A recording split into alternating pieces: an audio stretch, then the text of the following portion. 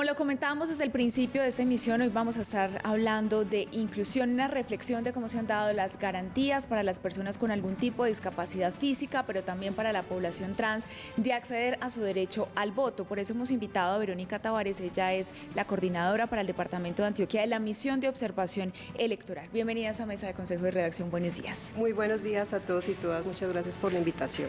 Y también tenemos un invitado muy especial, Andrea, a quien vamos a vincular a esta conversación. Muy especial, a quien nos alegra muchísimo saludar y darle la bienvenida. Él es Bernie Bluman, el director de Colombia Accesible, consultor, conferencista, un hombre que siempre ha tenido como bandera defender la inclusión, un hombre que admiramos, que queremos muchísimo. Bernie, qué alegría saludarlo, bienvenido.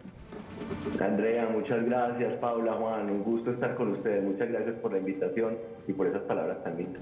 Gracias a los dos por acompañarnos en esta mesa, en esta conversación que queremos tener durante esta jornada, directora. Y yo quisiera empezar esta conversación hablando de la importancia que le han dado desde la Misión de Observación Electoral en hacer un seguimiento a todo el proceso de acceso a las urnas, de acceso al voto para esta población, porque incluso hubo observadores dedicados a mirar, a registrar cómo está el panorama en Colombia.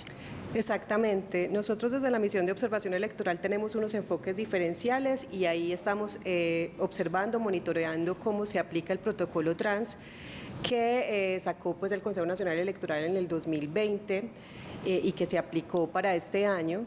Y también tenemos la revisión de cómo las personas en situación de discapacidad pueden ejercer su derecho al voto.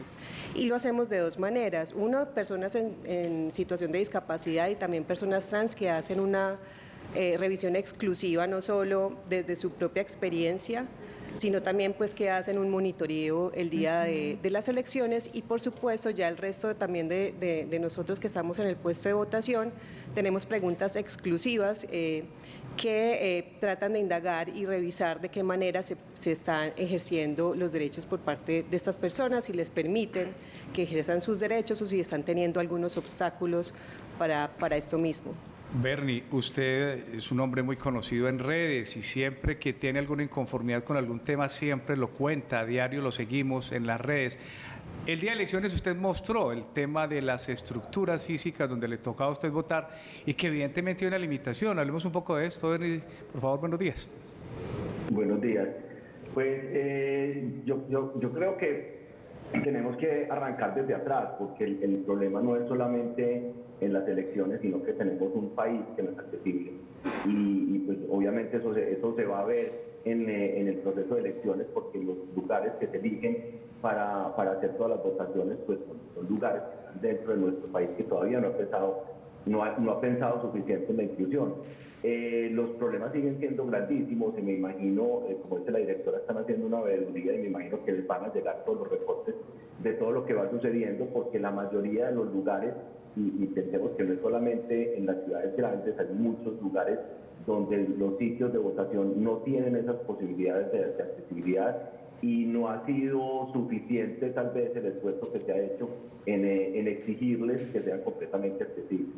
Entonces, pues para cualquier tipo de discapacidad, sé que ya hay una obligación, digamos, de entregar los tarjetones en braille. Sé que se han entregado en muchos puestos de votación, sé que algunos no alcanzan a llegar. Yo creo que hace mucha falta también muchísima capacitación en términos de darle solución a las personas cuando llegan con esa necesidad. Muchas veces les dicen no ha llegado, de malas, y la gente se termina yendo. Y lo mismo pasa, por ejemplo, con la discapacidad física. Yo uso silla de ruedas y en el puesto en el que estaba lo cambié porque precisamente me ha tocado ya varias veces en un segundo piso y no es fácil, porque entonces la solución que dicen es venga, lo cargamos y pues obviamente nadie se va a dejar subir cargado con unas escalas por autoestima, por autoimagen y además por seguridad, pues porque podría pasar cualquier tipo de accidente. Claro. Y cambié mi sitio de votación y pues es un sitio plano y por eso lo elegí, pero pues tiene canaletas, entonces hay un hueco en el que tengo que pasar para el puesto de votación y en ese hueco ya necesito que alguien me ayude. Había una rampa para subir a la acera y la rampa la taparon con una valla metálica, pues cada que llegaba alguien, pues yo me quedé mirando, y cada que llegaba alguien, un adulto mayor, etcétera, había que correr la valla, buscar ayuda, etcétera. Entonces finalmente termina siendo un proceso que debería ser autónomo, completamente autónomo, fácil y cómodo, y termina siendo un proceso complejo donde hay que pedirle ayuda a terceros todo el tiempo. Muy, muy impactante lo que nos cuenta Bernie acerca de su experiencia. Verónica, desde la MOE, ¿cómo se capacitó a estas personas que en estas elecciones van a estar enfocadas en esa observación precisamente del proceso para las personas no binarias, como las llamamos ahora? ¿Cómo se capacitaron? ¿Cómo se seleccionaron estas personas? Pues este es un trabajo de voluntariado y de todas maneras nosotros lo que hemos hecho es tener alianzas con organizaciones expertas en estos temas. Para el caso del protocolo trans, nosotros contamos con la alianza de la Fundación Grupo de Acción y Apoyo a Personas Trans GAT y Caribe Afirmativo. Y con ellas, digamos que pudimos desarrollar este formulario específico sobre los cuales pues iban a recibir una capacitación estas personas pues que son personas trans. Tuvimos cerca de 56 personas, por ejemplo, para el caso de las elecciones a presidencia en todo el país, en 13 departamentos, en el cual se incluye Antioquia, y ellos pues participan en un proceso de capacitación que pone la mirada exclusivamente sobre el protocolo. Y en el caso de, digamos, ya el despliegue de la observación tradicional como la conocemos, también hacemos unas preguntas exclusivas sobre este asunto, sobre cómo nosotros podemos observar que el protocolo trans sí se esté implementando en el puesto de votación, pero lo más importante es saber si las autoridades y los jurados lo conocen. Nosotros hemos evidenciado que más del 70% de los jurados y las mesas de justicia, inclusive las autoridades, pueden conocer o saber que existe el protocolo, pero no hay una mayor profundización sobre lo que este contiene, sobre cómo orientar a una persona trans cuando llega al puesto de votación, de qué manera debe ser pues recibida, qué le deben preguntar. Pero es que es distinto, aquí los clientes están preguntando de cuál es la diferencia, porque no se logra entender bien cuál es la diferencia y por qué el protocolo, que la pregunta la hacen varios televidentes. Sí, claro, el protocolo existe porque seguramente cuando uno es jurado de votación puede ser que lo que está viendo no se corresponda con la identidad que está viendo en la cédula. Muy bien. Eso por un lado, que esa es una de las cosas que compone o que tiene el protocolo. Lo segundo es que cuando se acercan al puesto de votación, las personas trans, digamos, hay filas. En muchas ocasiones la policía lo que hace es hombres y mujeres aquí, que les permitan hacerse en la fila que ellos prefieran hacerse, que ellos puedan decir qué persona los puede, por ejemplo, requisar, que ellos elijan el sexo de la persona de quien los puede requisar, y por supuesto el trato respetuoso, lo que tiene que ver con el nombre, de qué manera quiere que lo llamen. O simplemente llamarlo por los apellidos, que también es una de las cosas que tienen la capacitación de jurados. Le dicen llámele por los apellidos. Coordinadora, un asunto que quiero precisar de acuerdo a la experiencia que nos mencionaba Bernie, y es que él pudo hacer un cambio de su puesto de votación teniendo en cuenta las difíciles condiciones de acceso del primero que tenía. Eso es posible, lo puede hacer toda persona manifestando los inconvenientes para el ingreso a uno de esos puestos de votación, y con el tema de los tarjetones en braille, ¿tenemos buena disposición de ese tipo de tarjetón en todas las mesas de votación? Esa es una responsabilidad de la registraduría y de las autoridades electorales en cada municipio, ¿cierto? Generalmente participan secretarías de seguridad o de gobierno junto con las secretarías de educación, porque son las instituciones educativas las que deben tener las condiciones, o bueno, porque las instituciones educativas son los puestos de votación en nuestro país en su mayoría. Nosotros hemos visto un esfuerzo en mejorar esas condiciones, pero también vemos en el proceso de observación que cerca del 40% no hay una infraestructura suficiente que permita que personas en situación de discapacidad puedan ejercer su derecho, encuentran barreras y obstáculos. Sí, claro. No solo del tipo físico con respecto al acceso en personas con reducción en su movilidad, sino también de qué manera se le puede garantizar el voto a personas que están en situación de discapacidad cognitiva, legislativa, por ejemplo, Claro. que algunos jurados se toman el atrevimiento de decir usted no está en capacidad de votar. Entonces, ¿de qué manera pues se dan todas las facilidades y se pueden vencer esos obstáculos para estas personas? Bernie, usted ha sido muy insistente en las reclamaciones a los actuales aspirantes a la presidencia de la República. Usted dice, no he visto propuestas concretas, no hay inclusión en esos programas de gobierno. ¿Cómo lo ve ahora y usted con esos reclamos, esas solicitudes, ha tenido algún eco en estas campañas presidenciales? No, la verdad no.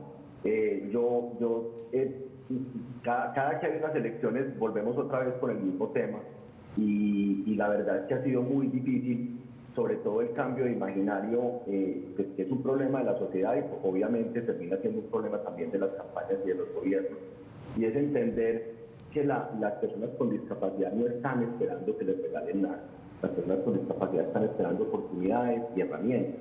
Y eso es algo que no es fácil de entender en una sociedad que siempre ha visto la discapacidad con lástima y con pesar y con necesidad. Y realmente la población con discapacidad está completamente dispuesta a sacar adelante el país, a aportar, a ayudar a que todos podamos progresar, pero necesitamos que nos den las herramientas, necesitamos que nos den las oportunidades de demostrar todas las capacidades que tengamos y que cambiemos ese imaginario.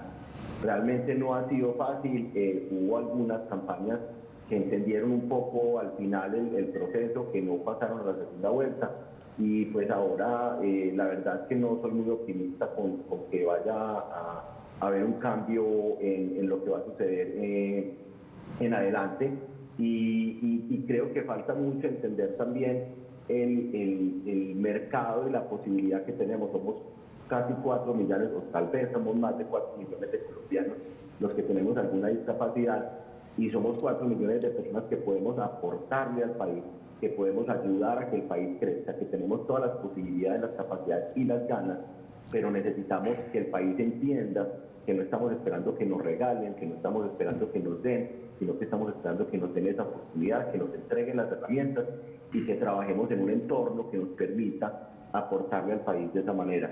No lo veo todavía muy claro, esperemos qué va a pasar el domingo y esperemos que quien sea que gane pues entienda esta situación y empiece a generar ese cambio que es tan importante para todos nosotros. Bernie, pues le agradecemos a usted por acompañarnos durante esos minutos, esta reflexión tan necesaria que, como usted lo dice, no es solo en el acceso a las urnas, no es solo para la jornada democrática, es un componente de todos los días y socialmente lo vemos pues que se enfrentan a muchas dificultades. Gracias, Bernie, por acompañarnos durante esta mañana. Paula, Andrea, Juan, directora, muchas gracias a ustedes. Gracias a Bernie. Gracias, Bernie Bluman, líder en temas de inclusión, esta mañana con nosotros en Consejo de Redacción. Coordinadora, ya reflexión final, se vienen muchos retos también en este asunto que ya pues difícilmente será para este domingo, pero que se espera pues se avance progresivamente en esos temas de inclusión. Sí, yo quisiera como complementar a lo que decía Bernie, que no solo no se ven los programas, sino también una de las grandes conclusiones con este tipo de observaciones que además las personas en situación de discapacidad tampoco tienen forma de acceder a información para la campaña, ¿cierto? Exacto. Entonces la insistencia del lenguaje de señas, donde hay folletos en braille para poder conocer los programas y demás, o sea, ahí hay unos trabajos todavía que falta mucho por hacer, pues, y que hay que insistir en que esto se haga y que se facilite siempre los derechos políticos y electorales a todas las personas. Bueno, coordinador, usted también muchas gracias por estar esta mañana con nosotros. Paula, escúcheme un momento, Felipe. buenos días, un Buenos saludo días. para todos. Felipe, Directora, buen día. antes de que se retire, alertas por orden público. Hay un temor especial en el norte de Antioquia por la muerte ante las autoridades de alias Cabullo. La muerte de Cabullo podría generar dificultades para las votaciones este domingo puntualmente en el norte antioqueño. Este tipo de situaciones siempre generan preocupaciones sobre qué tanto puede impactar en la participación electoral para este domingo. La semana pasada que tuvimos comisión de seguimiento electoral, se había dado un parte de tranquilidad y que no iba a haber, por ejemplo, traslados de puestos de votación ni nada, ni que tendríamos, o sea, que todos los dispositivos iban a garantizar la seguridad en todo el departamento. Esta semana tenemos nuevamente comisión de seguimiento electoral. esperaría que fuera el viernes, donde podríamos tener mayor información, pero por supuesto que eso genera preocupaciones sobre qué tanto puede impactar en las personas, que les dé miedo salir a votar y la necesidad de tener unas autoridades pues, que estén allí acompañando a toda la ciudadanía para ejercer su derecho. Porque efectivamente para el caso del norte antioqueño algunas comunidades nos han expresado su temor por posibles retaliaciones después de la muerte de alias Cabullo. Lo otro tiene que ver con la temporada de lluvias. En este momento tenemos territorios en Antioquia donde no hay paso para llegar con el material electoral. ¿Qué saben de eso? Hasta ahora, y como se han venido dando las elecciones tanto el 13 como el 29 de mayo, siempre ha habido una pregunta por el tema del clima y cuáles son los planes de contingencia. Lamentablemente en el 13 de marzo pues evidenciamos que algunas zonas rurales no pudieron ejercer su derecho porque no pudo llegar el material justamente por esta situación. El 29 de mayo lo que vimos fue que en algunos municipios, como el caso de Puerto Berrío y Yondó, fue en la mañana que no hubo acceso en los puestos de votación. Siempre es un llamado que las autoridades tienen que tener planes de contingencia, porque siempre nos vemos como en estas situaciones, no es la primera vez, también sucedió en el 2018, y la necesidad pues de que de alguna manera a estas personas se les lleve su material electoral y que puedan ejercer su derecho al voto. Verónica, muchas gracias por acompañarnos esta mañana. Bueno, muchas gracias a ustedes. La directora de la MOE, de la Misión de Observación Electoral en Antioquia.